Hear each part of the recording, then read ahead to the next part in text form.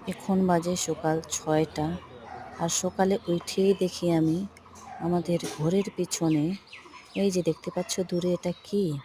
বুঝতে পারছো না এটা কি? এটা হলো জংলি শুয়োর পাড়ায় ঢুকে পড়েছে। আর ঘরের পিছনে মানে অত্যাচার লাগাইছে, মানে ২ দিন ধরে এই শুয়োরের অত্যাচার। এদের মানে এদের থেকে কিন্তু সাবধানে থাকতে লাগে, নজরে আসলে কিন্তু দুর্ঘটনা ঘটায় দিবে। এদিকে একটা তো আছেই, আর একটা এই যে আমাদের টয়লেটের পিছনে আরেকটা এখানে অত্যাচার লাগাইছে। বাদুড়ের অত্যাচার তো পাড়ায় আছেই, वो आदमी মানে সব जानबे नहीं থেকে करे প্রায় टीका শুনি, কিন্তু उदय এখন শুয়োরেরও অত্যাচার বেড়ে গেছে। তো তোমরা দেখতেই পাচ্ছ আমি চুপ করে কিন্তু ভিডিওটা করতেছি। আর দেখলে কিন্তু দুর্ঘটনা ঘটায় দিবে।